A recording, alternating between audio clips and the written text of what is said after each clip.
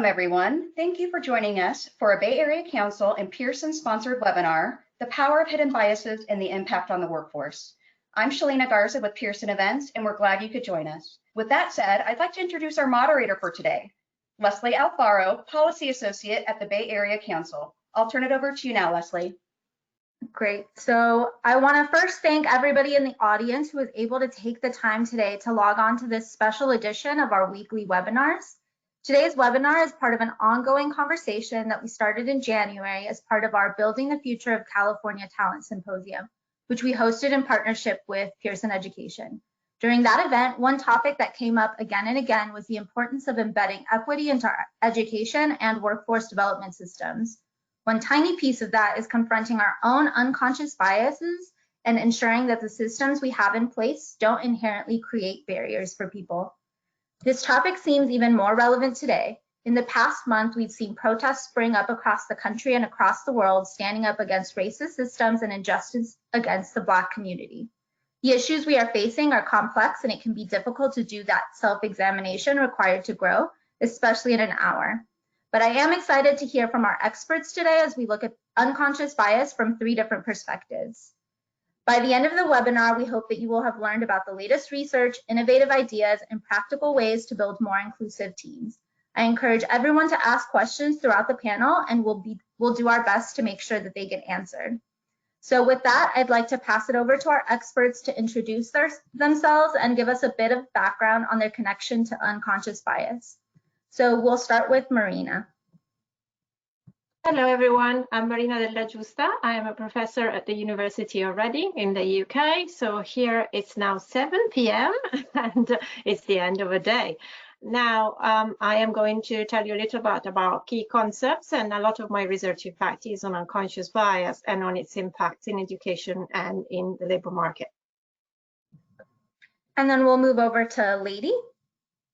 Hi, good morning, everyone. It's 11 a.m. here in Oakland, California. I'm the Chief Diversity, Equity, and Inclusion Officer for Lawrence Berkeley National Laboratory. Lawrence Berkeley National Lab is one of 17 Department of Energy national labs, and we are also part of the University of California system. We are turning 90 years old next year as a multi-program scientific laboratory. We have about 4,000 employees. And I'm happy to share some of the work that we've done around this topic. Thank you for having me. And then Dr. Frida. Hi, nice to be here. My name is Frida Pauly. I used to be a cognitive neuroscientist at Harvard and MIT for about a decade, and then I transitioned out of academia to start a company called Pymetrics, which uses behavioral science and artificial intelligence to make hiring decisions both more accurate and more fair. Pleasure to be here. Awesome. Well, we'll go ahead and get started. First with you, Marina. Can you provide us with some of the research perspectives surrounding unconscious bias? How do you see unconscious bias playing out, starting out from the earliest levels of education? So unconscious bias is really something that psychologists have known about for a very long time. And in fact, it has also been popularized as a concept when people started learning about how the brain makes decisions, and particularly about these kind of 2 ways or 2 modes of decision making that people have become quite familiar with. The idea that we have a more impulsive system 1 type of decision making on which we rely for the most day-to-day decisions. And it is great because it works very fast, but it works by associations. And so it's not going to question whether actually things are true. It's just going to try and find a really short, quick solution. And so it's not necessarily that reliable. It is very good and it helps us go by, but it needs some more actually oversight. And the oversight actually comes from this idea of the system 2, which is the more deliberate and slow mode of thinking that I guess in common parlance we associate with rationality, or with the idea that somehow we've been sitting there and effortfully thinking through a problem before making a decision. Now, the whole idea of unconscious bias actually comes with this making decisions with the system 1, which we need to do because we need to form expectations in order to decide what to do.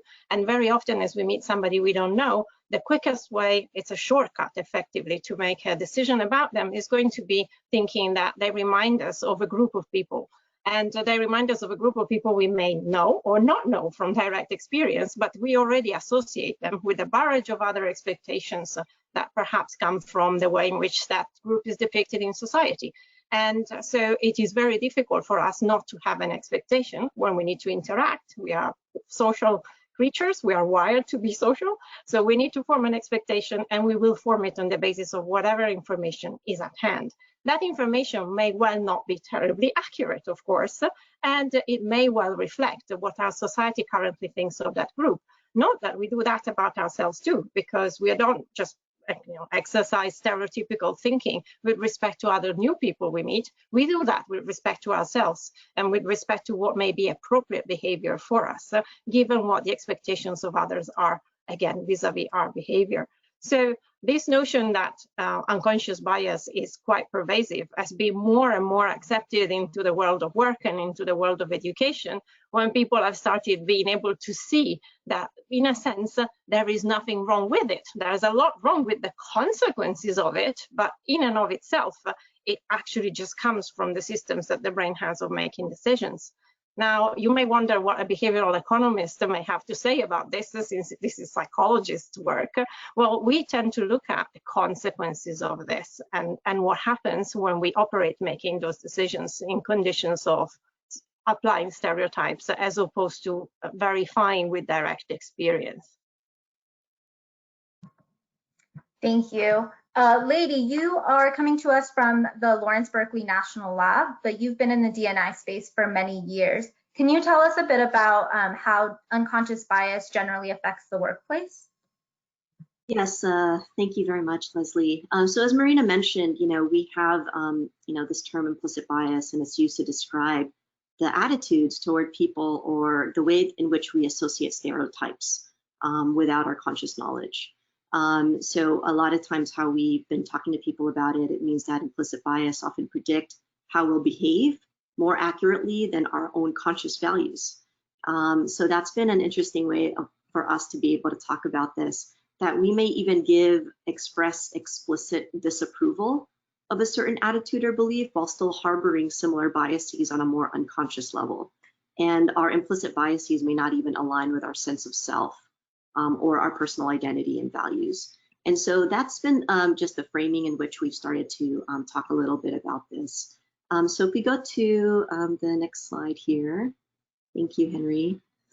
So the ways in which bias impacts the workplace, we see this whether it's deliberate or unconscious. So whether it's implicit or explicit, it's holding people back in their career progression. We talk about the research related to women or people of color, or even in STEM. There's lots of different research out there in ways it's holding people back. Bias makes it harder for certain groups of people to be hired and promoted, and can negatively impact their day-to-day work experiences. So just in the ways in which they're interacting with people. So overall, bias hurts your talent pool, the ways in which you're able to attract talent coming in. It also hurts the talent in your company and the ways in which they can advance. And it also impacts your ability as an organization to level the playing field. So if you're talking about equity or equality, bias really needs to be taken a look at as an examination of the beliefs and the attitudes that we have when making decisions about personnel. So examples of scenarios where this can come up. So this can come up in the talent life cycle. So any talent process that you have, whether it's hiring, performance reviews, promotions, when you're inserting subjectivity in the decision making, that's where biases can come up. And the less opportunities you have to have objective criteria or objective processes, you really have to check where those red flags are, where pieces of your process can have subjectivity and implicit bias can live. They can also show up in meeting dynamics, in your everyday interactions with your colleagues, and in ways in which people are mentored or sponsored. So there could be this opportunity for an executive to mentor someone, but yet they'll likely gravitate someone toward someone like themselves, right? And so what are those opportunities for, say, people of color or women, LGBTQ, and so on? And so that also shows up in the ways that people are groomed or people have a tap on the shoulder to advance in their careers. Next slide, please. This is just some of the research on gender. Again, this is not inclusive of all types of biases, but you can get a sense here of the types of biases that have shown up in research. So likability, attribution, performance, motherhood, maternal or paternal or caregiving. So all of that is sort of rolled into that. Intersectionality and affinity bias. And the example I gave you earlier about mentoring and sponsoring, that falls under affinity bias. So when we're thinking about the talent life cycle and the ways in which bias can show up, how do these types of biases interact with the processes that you have and interact with the workplace? And so just finally, the next slide there, just the last one on this piece, the ways in which it impacts the workplace. On the left-hand side, and this is part of the research as well, the job applicants with African-American sounding names getting fewer callbacks, even depending on the resume quality, right? So the top bar there are white sounding names, and this is low resume quality and high resume quality. And you can see an 8 to 10% callback rate, even for low resume quality. Whereas African-American sounding names, low resume quality, high resume quality, it's similar, right? And that's only about a 6% callback rate. So this is really holding people back in the ways in which they can advance or even be hired into your company. And on the right-hand side, in terms of gender, you know, if you replace a woman's name with a man's name or vice versa, if you have a man's name, they're 60% more likely to be hired. And for women, you know, right now we're in our performance review period. You know, 66% of women get negative feedback that their personal style can be abrasive, and only 1% of men get that, because you're balancing this likability competency tightrope, which is one of the biases that we have to deal with. So there's tons of different ways this shows up in the workplace. I've seen a lot of them, and we've counseled a lot of managers in the way that they can move forward. Thank you. Thank you, Lady. And Frida, I think that this blends over very well into the work that you're doing at Pymetrics. You know, there you're looking at the way bias affects the hiring process and talent management. Can you tell us a bit about what ethical AI and you are using it to make fair decisions in the workplace? Sure, and these two ladies stole most of my thunder, so this is just going to be repeat, literally to one of my slides. So if we just put up my slides really quickly. So I think, as Marina mentioned, you can go on to the next one. We have this fast and slow thinking system, which Daniel Kahneman speaks about in his book, Thinking Fast and Slow, but essentially system 1, system 2. And again, since Marina did such a good job, I don't need to get into all the details, but bias emerges when people make decisions quickly, because I think one of the challenges we have when we talk about humans being biased is that people feel like it's very unfortunate that we can't remove bias from the human brain, and they say, oh, that's so pessimistic, you know, you're such a technophile, you can't. And I'm like, no, it has nothing to do with that. It's just that's what the data say. And it's not, again, to the point Lady made, our slow thinking system might actually believe in diversity and value it from a sort of values perspective, but the fast thinking system just doesn't, they don't connect. So anyways, the next slide is just a meta-analysis of 15 years of diversity and unconscious bias training. Again, this was from, I think, 2000 to 2015 or something like that, where again, attitudes towards diversity were improving, and yet unconscious bias training basically was shown to be essentially ineffective, and at times worse, actually make things worse, because people now thought that their brains had been fixed with bias, and so were less likely to think they had a problem. And again, I'm just going to give you guys a very sort of layperson's example. This is like, you know, somebody who goes to the gym one time and thinks, oh, I'm going to look like Jennifer Lopez, you know, because I did this one thing one time, and now am I going to be, you know, the example of physical health? And it's like, no, you know, Jennifer Lopez goes to the gym every day for 4 hours. If we did unconscious bias training 4 hours every day, maybe we'd get somewhere. But it's this false belief that this one-time thing is going to change us when it's taken decades to learn these implicit biases. So going on to the next slide, just basically, there was a great report that came out. If you guys haven't read it, it's really wonderful. It was called What Works. It was a number of academics, and we were actually invited to write a chapter as well, basically just talking about evidence-based processes and technologies that can be helpful in mitigating the bias that we see in this fast system. So just fast forward to the next slide.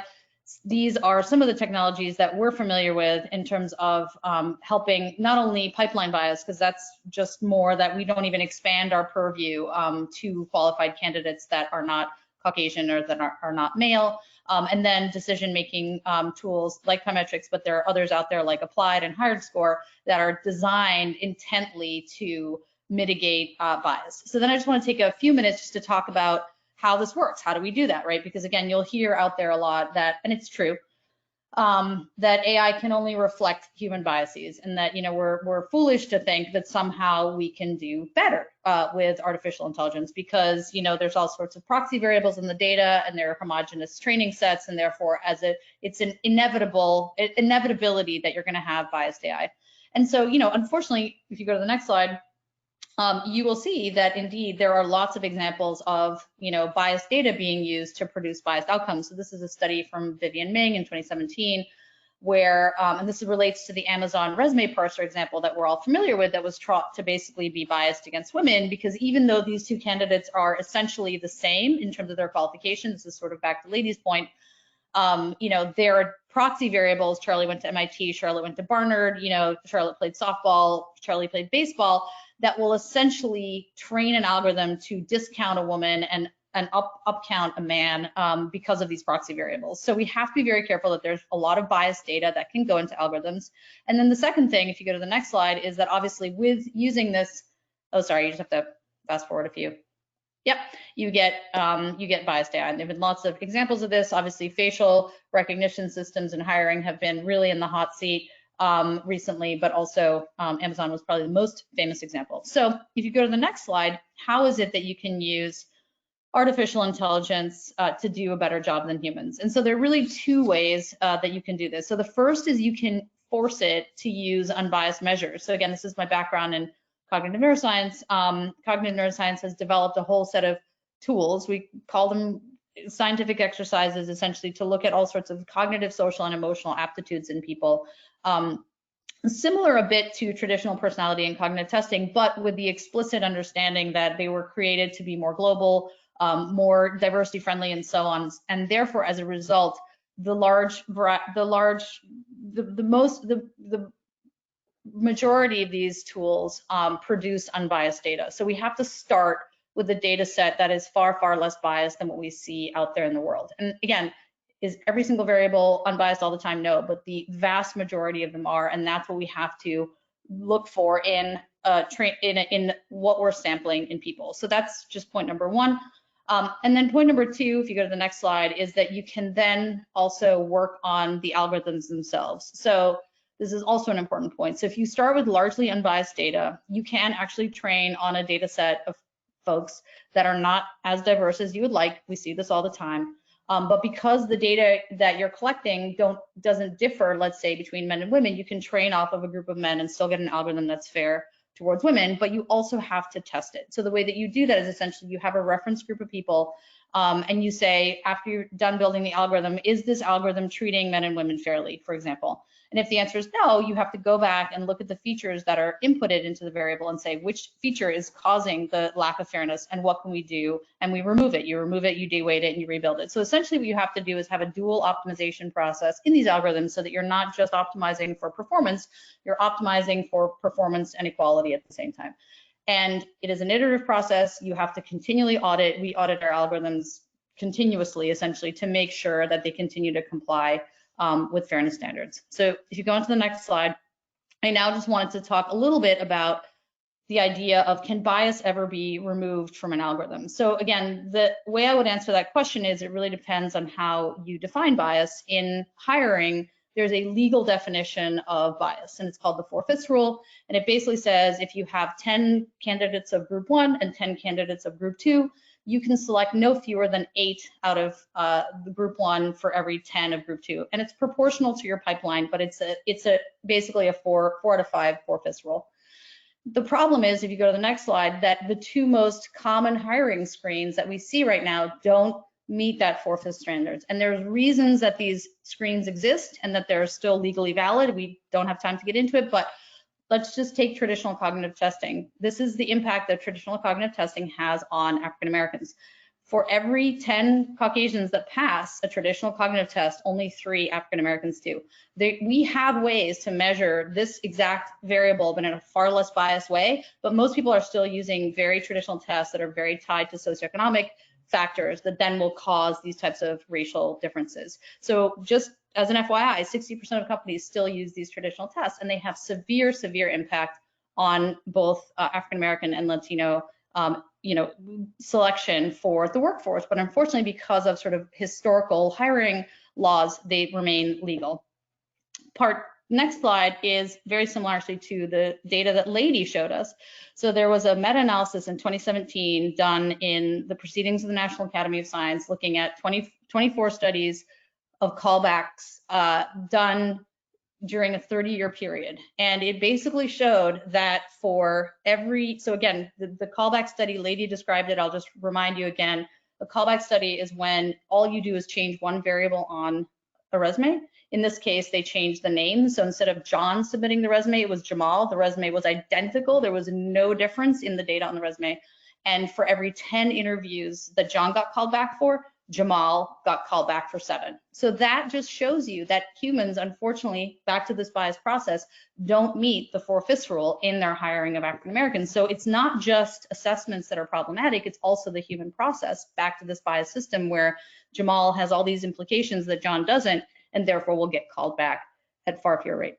So then we get to, can AI do better? And the answer is, that's the next slide. So our system, again, it's audited, continually audited, pre-tested, and so on and so forth, has been shown to do a much better job. So we're not at 10 out of 10, we're at 9 out of 10, but 9 out of 10, first of all, passes the legal standard, so therefore is unbiased as per legal definition, and secondly is 20 to 180% better than these 2 other tools. And I'm not saying this to toot our own horn, I'm saying this because there's so many skeptics that AI can never do better than human beings. And again, at least from the data that we have, and this is 500,000 applicants, almost 500,000 people that are included in this study, we can see that while it's not 10 out of 10, it's not sort of complete parity, we are doing way, way better than the 2 most traditional systems that are out there. And I think we have to, and again, this is just our data, there are other systems out there that are also intended to debias the hiring process. But I think we have to get rid of this idea that AI cannot do better than humans. There's just no, our data don't support that. And so I think we have to expand our idea of what artificial intelligence can do, which again, unlike the human brain, it can be debiased, you can look into it, you can take things out that you don't like and find problematic, and I think it can do a lot better. So thank you for listening. Yeah, thank you for sharing all those great studies, Frida. It's always really interesting to put it all into perspective. And back to Marina, can you, what does research say about unconscious bias in the economy? How does it play out? Well, it plays out at all sorts of levels. So some of them have already been pointed out, the hiring stage, but career progression, there's solid evidence that it plays out in things such as decisions in education, the decisions teachers make and the way they grade their pupils. We've gone a long way trying to make anonymous grading a reality in universities, and we have seen that once grading became anonymous, the marks of minorities and women increased. So we well know the difference it makes to have an anonymous versus something that is actually more subjective and identifiable. Now, it's very difficult to do that in the classroom. And this is a real problem because, of course, children start building ideas about themselves and start believing in stereotypes very early on. We have very good experimental evidence showing that girls as young as age 4, if they're made to color in a doll before conducting a test in spatial visual skills, which are believed to be a good antecedent of mathematical competence, perform much worse. And so that is just kind of priming them, as is called technically, but really reminding them of their gender just ahead of doing the task. Now, it's a cumulative process. If I start believing that I'm not going to be very competent in mathematics at that age, you can imagine what it builds up to by the time we worry about discrimination in hiring, which we do worry about and we should worry about. But I'm also very worried about the whole self-discrimination that goes on much earlier, and that results in basically us not seeing opportunities that may be there for us and just restricting the spectrum of choices we consider for ourselves, even before other people put them before us. So there is solid evidence that this is going on throughout education. There is evidence that it goes on across peer groups and children. And again, I want to always go back to this thing that this is a process that is natural, and it's okay to have it. And absolutely, I agree with what's been said by both Lady and Frida. We need to fix the consequences of it. We cannot hope to actually fix people's brains. What we can hope to do is make them aware that this exists, and we can take them on very long and painstaking journeys to come to terms with it. And actually, we can teach them how to put in mechanisms that will mitigate the effects of it. Hence the analogy I made at the beginning. Unconscious bias, I always saying lectures is a bit like climate change. It's always going to be there.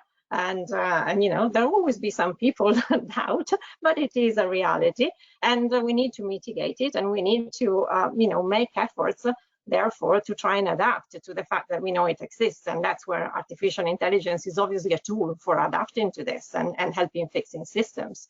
Now, the issue of how early it starts and how important it is something that I personally work on a lot, because I'm trying to find systems that can work to try and intervene on bias in the classroom. Again, where we don't have these wonderful systems we can have, for example, the blind hiring. A teacher will always know their pupils. We actually value the fact that teachers know their pupils personally and interact with them. So how are we going to go around that problem? That we actually want the teacher to have a personal relationship with the child, but we want the teacher to also have a relationship that is based on having, a kind of individuation type, an approach to the individual that has actually gone out of all the stereotypes. And also, teachers can compensate both ways, right? So they might actually think that a child is disadvantaged, and they're probably right that their group is disadvantaged, and decide to help them up with it.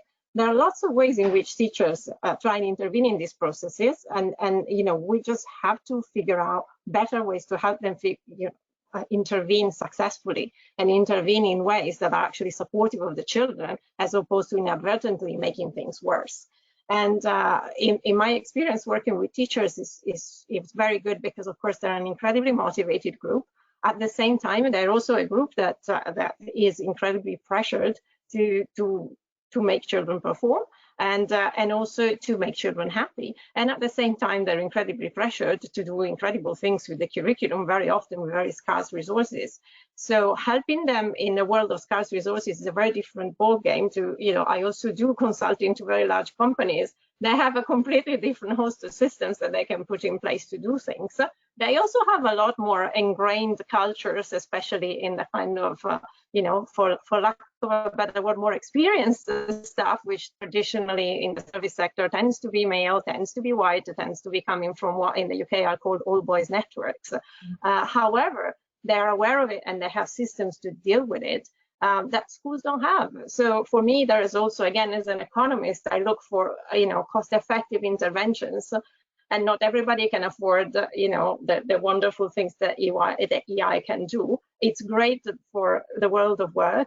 I don't think in schools we can quite be there yet. And there's lots of other things that we need to think about. But we do need to think about them, because the effect of compounding stereotypes and compounding disadvantage, we all know it is massive. So part of what I try and do is try and understand ways in which we can break down some of these, whether it's the gender and math stereotype, which of course has, very, very big consequences, as we know, in terms of labor markets, but also the other stereotypes that exist against, children that are differently able, for example, and what the possibilities are for them. Again, a lot of the testing that schools do, as has been said before, echoes very standardized ways of testing that are designed to actually inadvertently favor particular groups, and they have very strong socioeconomic gradients, the results in those tests, which it really should worry us anyway every time this goes on. And so there is a lot of work that is going on in that area. So the economy is affected in all sorts of ways, because of course, anytime we lose out in the selection of talent and we are just considering smaller pools than the wider pool of everyone that we could consider, of course, we are making an efficiency loss. Apart from all the fairness arguments that of course we care about, there is a big efficiency loss. And we do know that societies that discriminate more heavily are actually paying in percentage points of GDP. There is good solid evidence. The societies that discriminate more are actually growing less, they're innovating less. And overall, yes, the advantages of the little group that still does well may be preserved, but ultimately they're not very dynamic societies. Wow, that's great. And Marina, where does that data, will you share that with this webinar later? Because I'd love to see that study.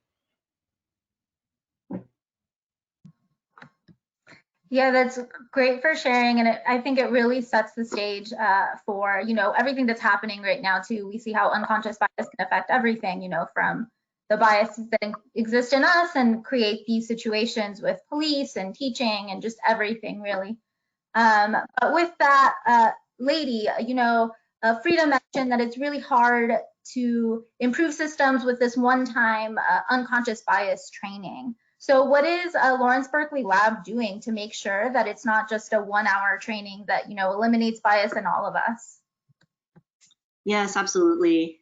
Thank you, Leslie. I have a slide for that, and I think Henry's going to pull it up.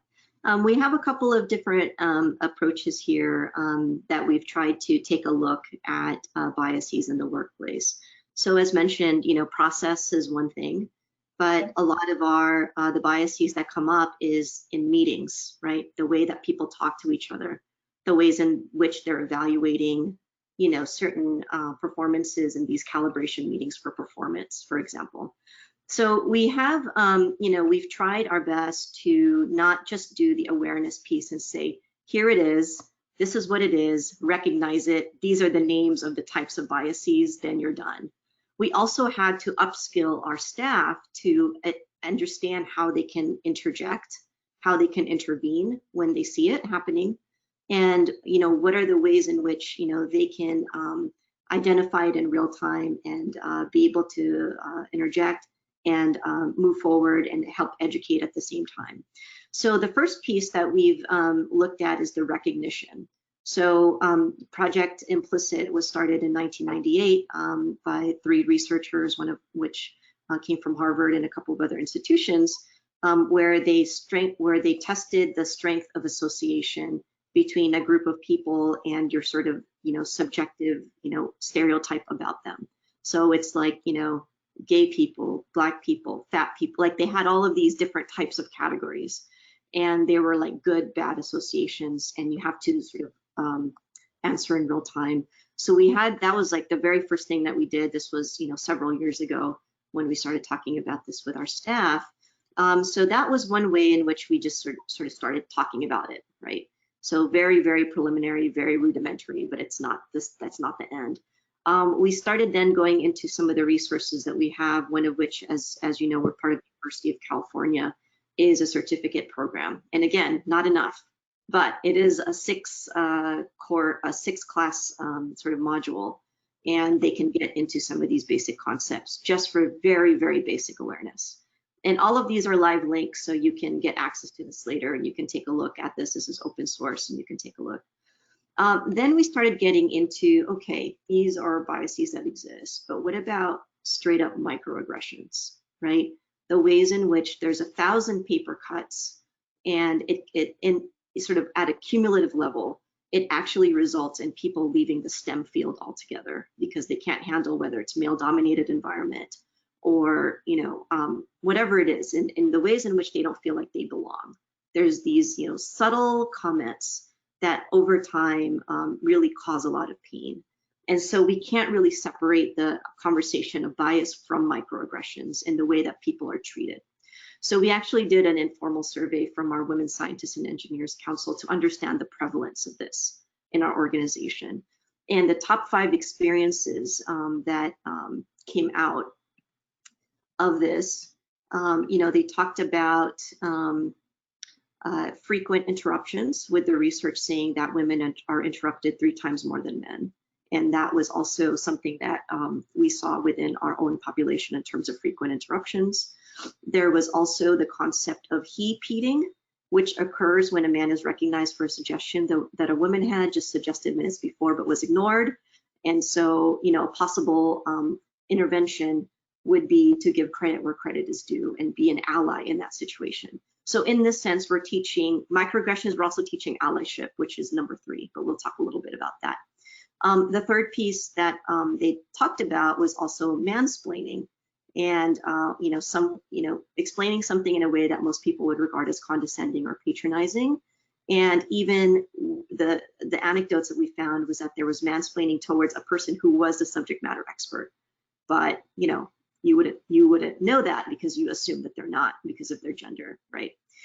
The fourth one that we found in terms of top 5 is the prove it again.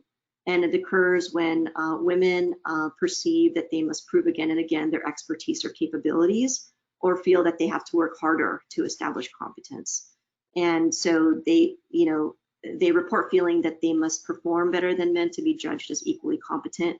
So their successes are discounted and their expertise is questioned.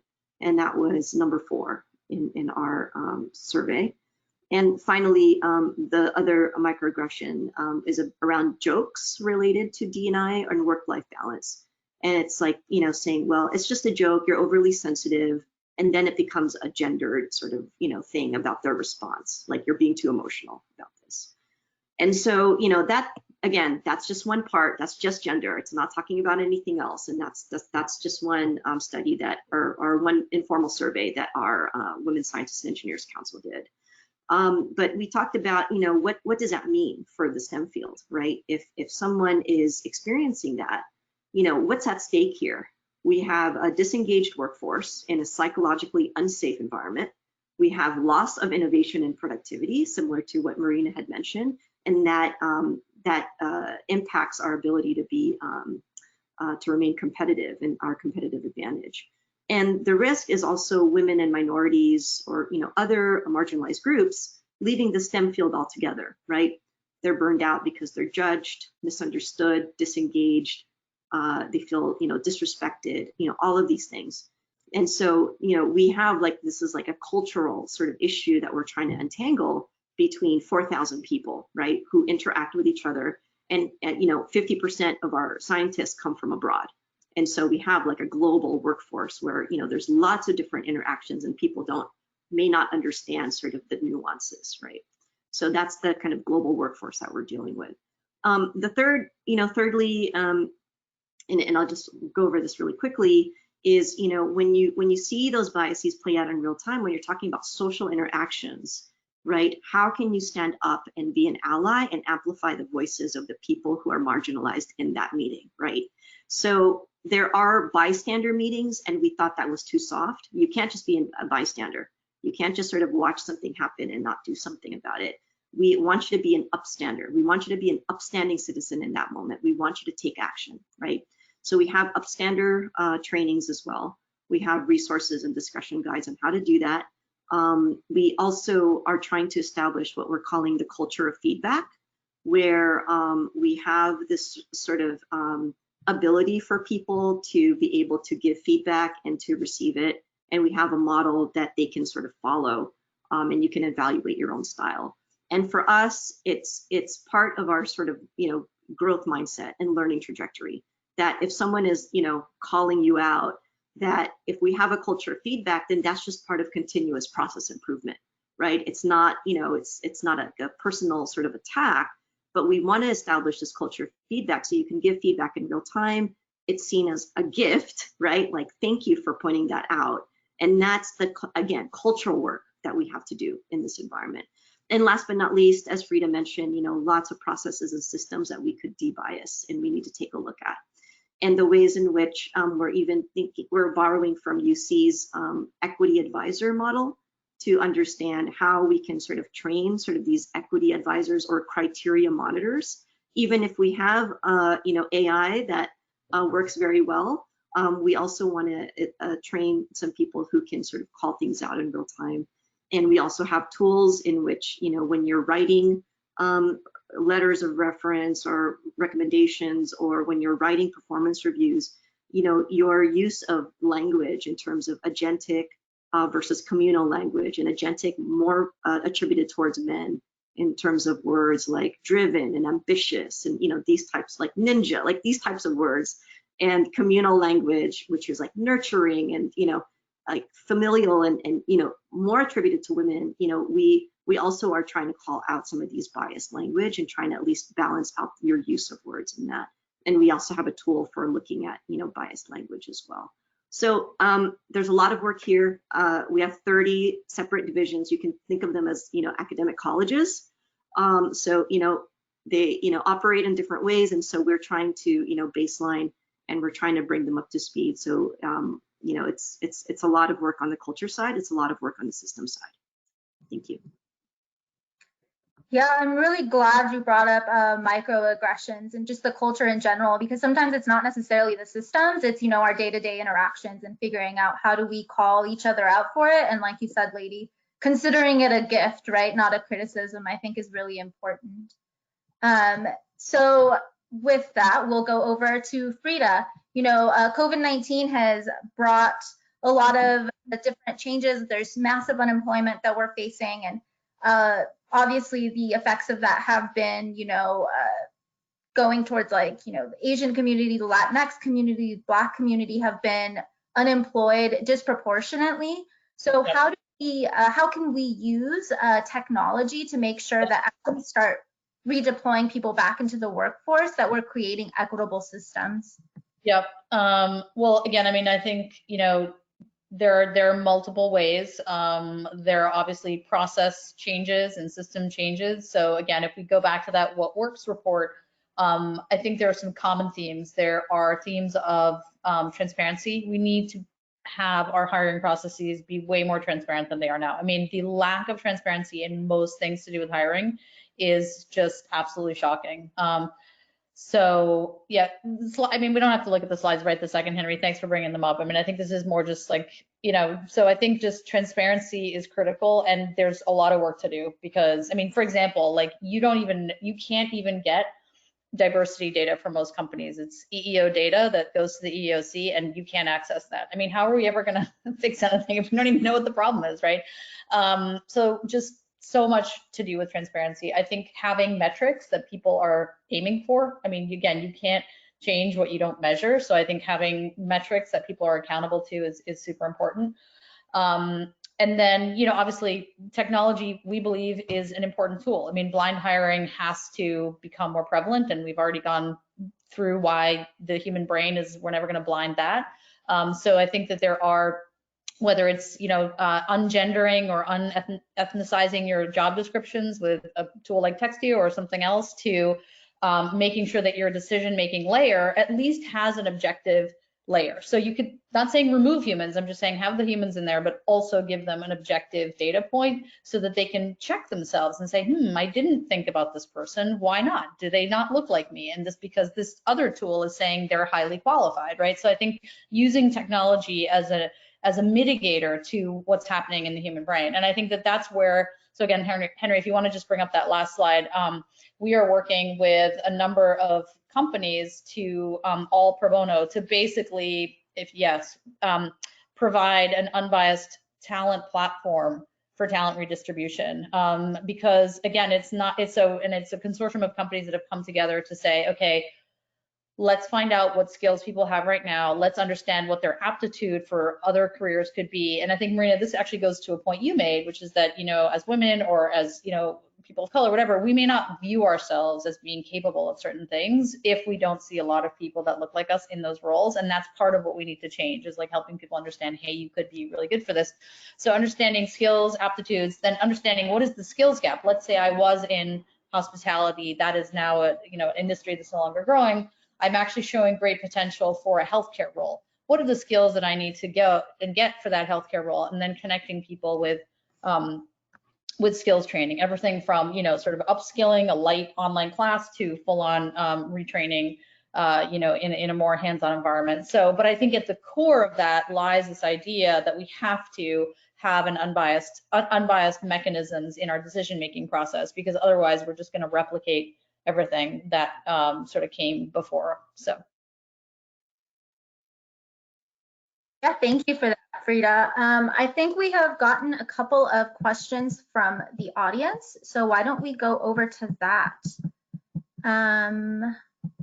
Yeah, so I have one here that says, I think this is to Lady. I experience exactly what you're saying about male ideas taken more seriously than women ideas, even if they are exactly the same. Women interrupted in meetings to give room to what men have to say. How do you suggest we stop this type of behavior without leaving the company?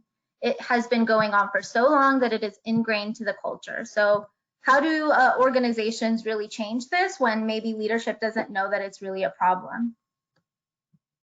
Yeah, thank you for that. Yeah, so it looks like there's a couple of different things, right? It's one is, being an upstander in that moment and interjecting in real time. And again, there's also a backlash, right? If the person who is the one that's being, sort of, in the situation who's experiencing this is the one who like speaks up for themselves and they're the only ones, right? There's a backlash against that person as a troublemaker, right? Even though they're calling something out that shouldn't be happening. So that this is also why we talk about allyship a lot and the ways in which we show up for other people, but you can't build allyship if people can't recognize that what's happening is wrong, right? And that you don't give them the tools to be able to interject in real time. So we actually do a lot of role play. We use the 50 Ways to Fight Bias cards, which is a link there. Again, that's just gender bias, but you can also come up with other types of scenarios that happen.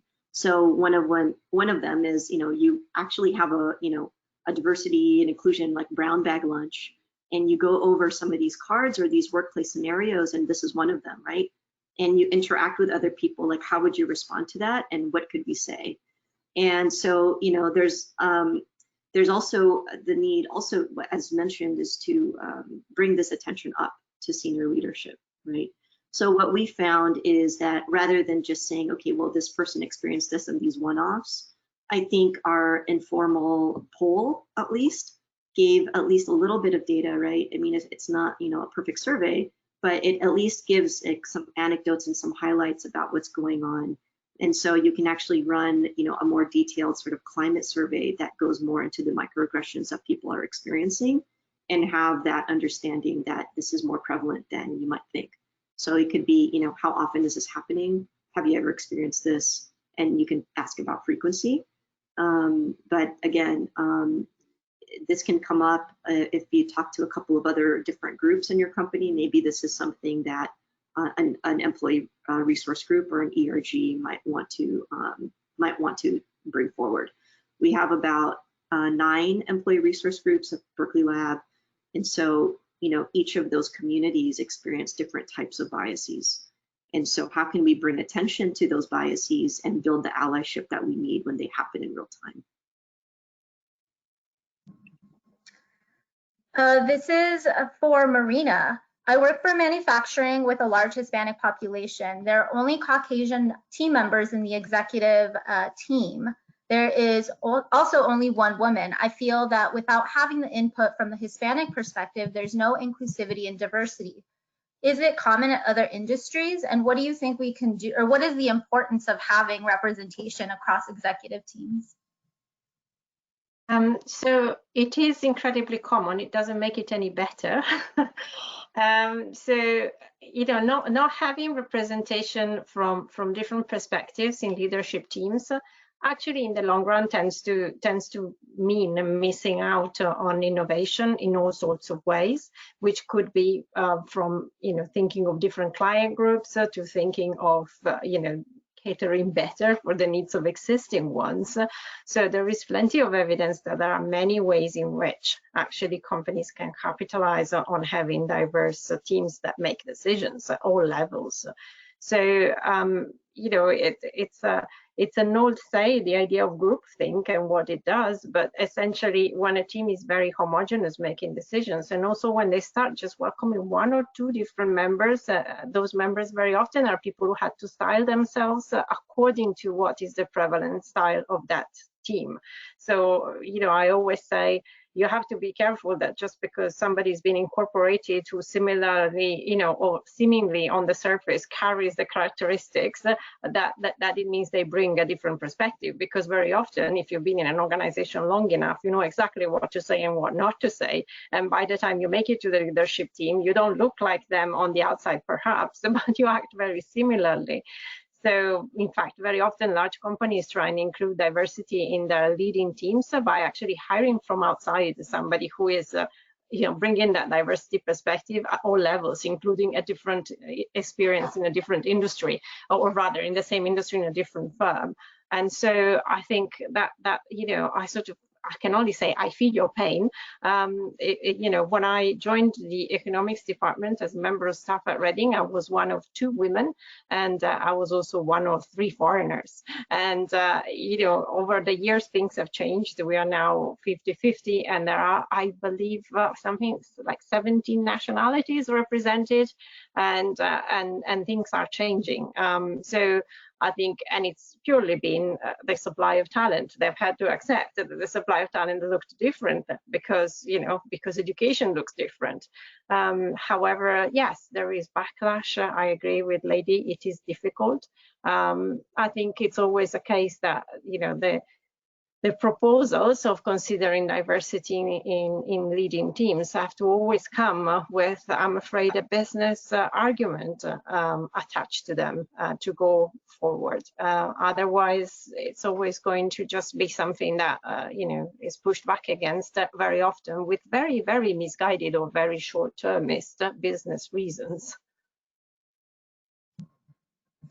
Yeah, and for Frida, in the past, things like facial recognition tech have been criticized for having a racial bias. How do we ensure that our technology doesn't carry these biases of their creators? Yeah, so I think that we should just use facial recognition, kind of put it in a separate category. So if you remember, I said there are 2 ways you can make sure that your technology is not biased. One is using unbiased data, and the second one is auditing your algorithms.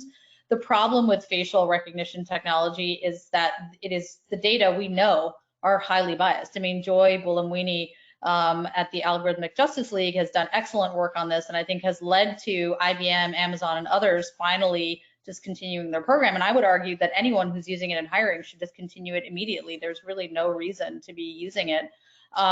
So it really goes back to, it's not the creators themselves. I mean, yes, the creators decided to use it in this algorithm, but it's really that, yeah, it's a creator decision to use very, very biased and controversial data that I think is highly problematic. So again, it goes back to check your data, try to have it be as clean and unbiased as possible. It's challenging, obviously, but I would put facial recognition and analysis on the very end of the spectrum in terms of how biased and bad it can be, versus other forms of data all the way on the other end of the spectrum. And that just goes back to what I said about designing with the intent of lack of bias.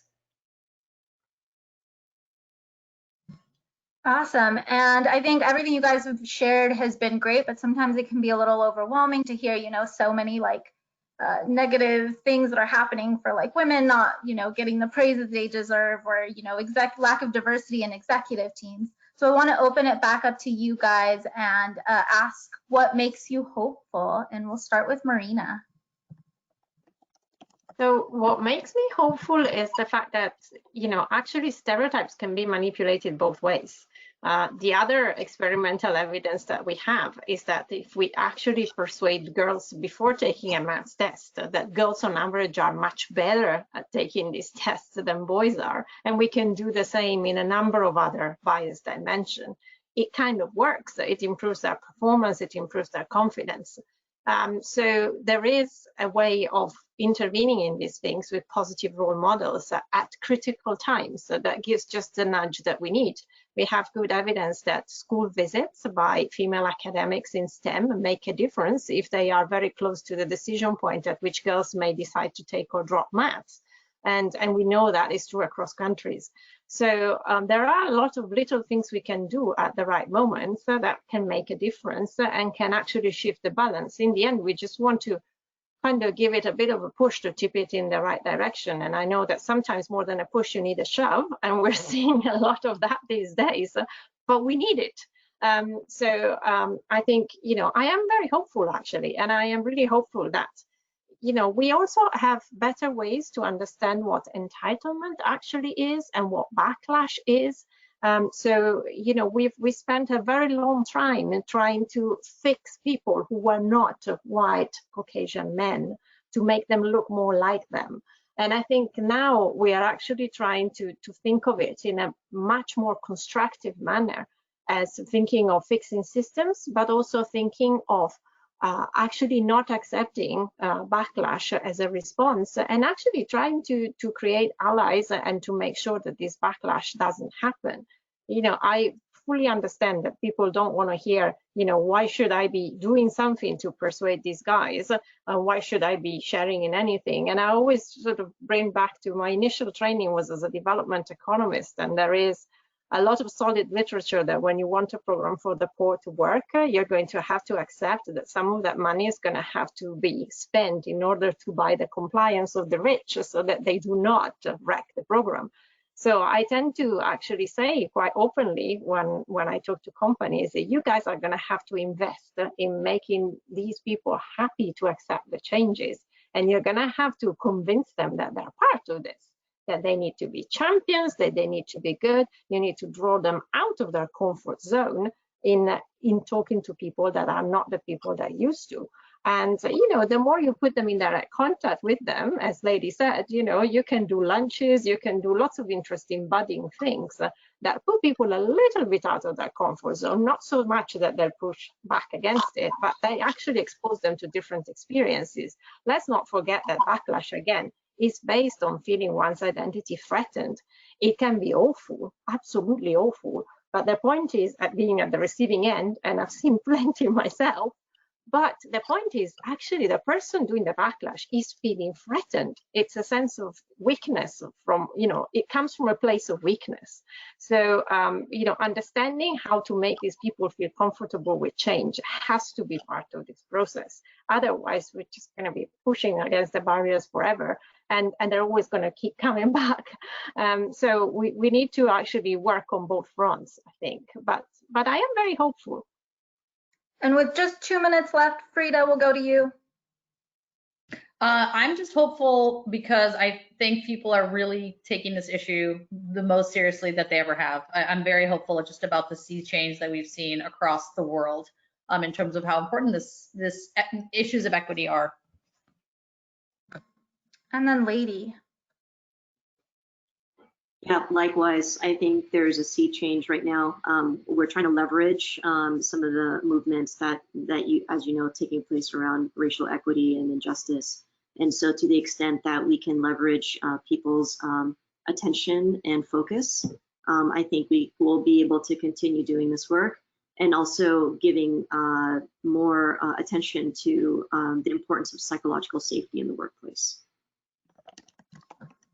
Yeah, thank you to everybody who was able to join today, and thank you to our presenters. You guys shared so much information. I know it's a lot to cover in just an hour.